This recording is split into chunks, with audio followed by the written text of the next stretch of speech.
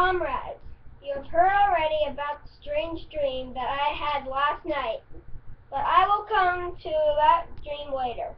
I have something else to say first. I do not think, comrades, that I shall be with you for many months longer.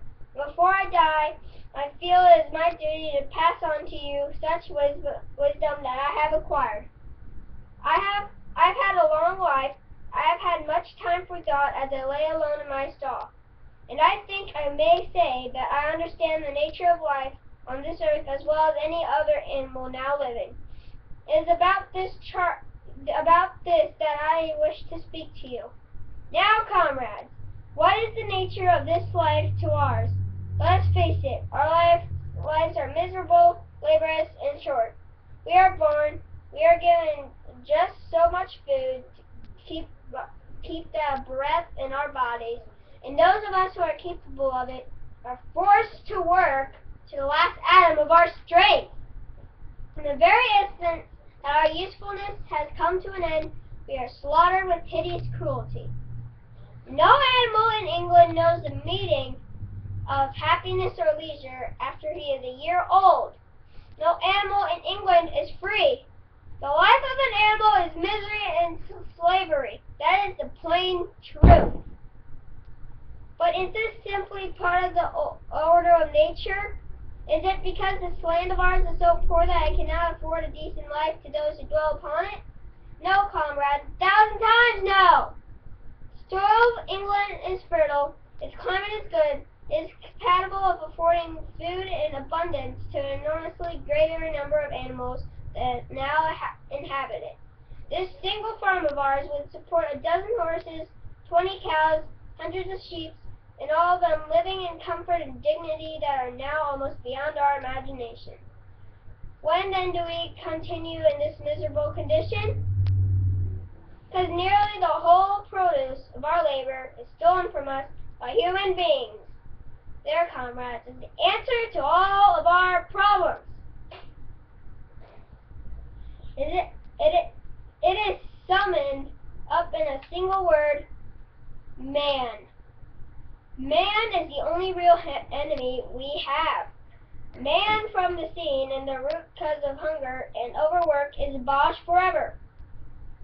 Man is the only creature that consumes without producing. He does not give milk, he does not lay eggs, he is too weak to pull the plow, cannot run fast enough to catch rabbits, yet he is the lord of all the animals. He sets them to work, he gives back to them the bare minimum that will prevent them from starving, and the rest he keeps for himself. Our labor tills on the soil, our dung fertilizes it, and yet there is not one of us that owns more than his bare skin. You cows that I see before me, how many thousands of gallons of milk have you given during this last year? And what has happened to each milk that should have been breeding up sturdy cows? Every drop of it has gone to the throats of our enemies. You hens, how many eggs have you laid in this last year? And how many of those eggs ever hatched into chickens? The rest have all gone to the market to bring in money for Jones and his men. And you, Clover, where are those 4 fowls you bore? Who should have been the support and pleasure of your old age? Each has sold at a year old, and will never see one of them again. In return for our confidence in your labor in the fields, what have you ever had except your bare rations and a stall? And even the miserable lives we lead are not allowed to reach their natural span. For myself, I do not grumble, for I am one of the lucky ones. I am 12 years old, and I have over 400 children. Such is the natural life of the pig. But no animal escapes the cruel knife in the end. You young porkers, who are sitting in the front of me, every one of you will scream your lives out at the block within a year. To that horror we must all come come the cows, pigs, hens, sheep, everyone. Even the horses and the dogs have no better fate. You boxer, how the very day that those great muscles of yours lose their power, Jones will sell it to the knacker, will cut your throat and boil you down for the foxhounds. As for the dogs, when they grow old and toothless, Jones ties a brick around their necks and drowns them in the nearest pond. It is not crystal clear, comrades, that all the evils of this life of ours spring from the trinity of the human beings. When we get rid of man, and the produce of our labor will be our own.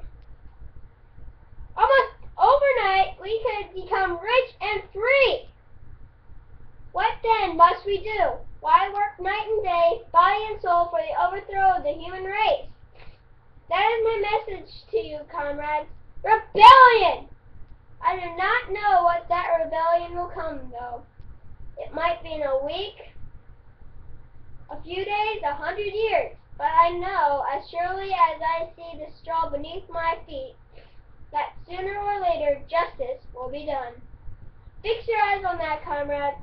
Throughout the short remainder of your lives, and above all, pass on this message of mine to those who come after you, so that future generations shall carry on the struggle until it is victorious.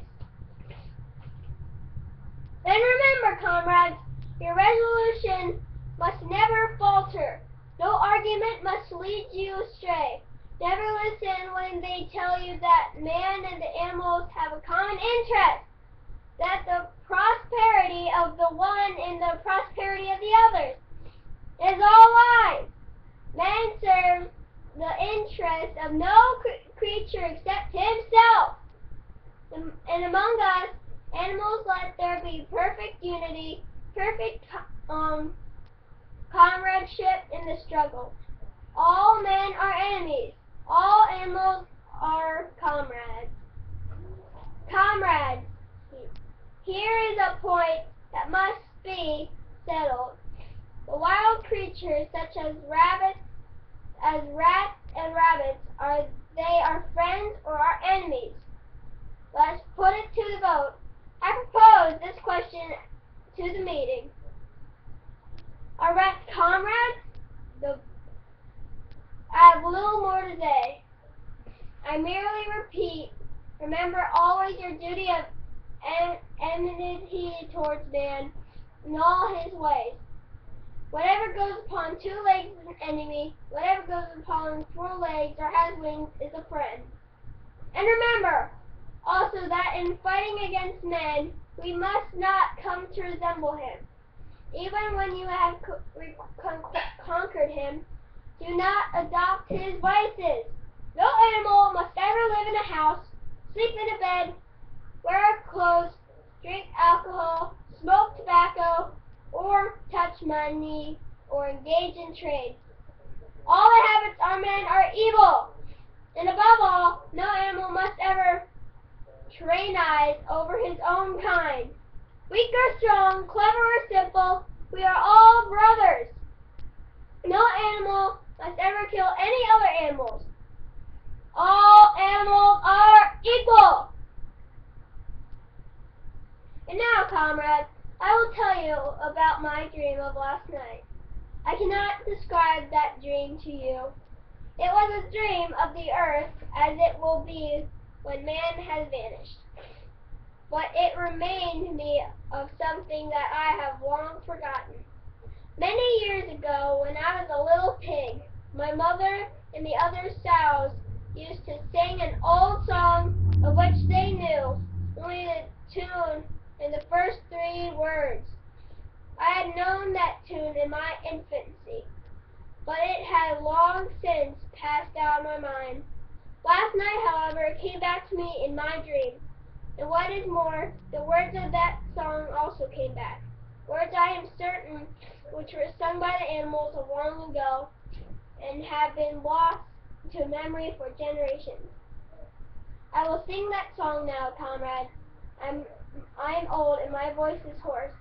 But when I have taught you the tune, you can sing it better for yourselves. It is called Beasts of England.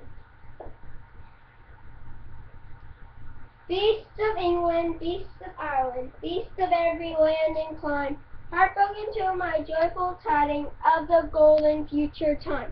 Sooner or late the day is coming, triumph man shall be overthrown, and the fruitful fields of England shall be trod by beasts alone.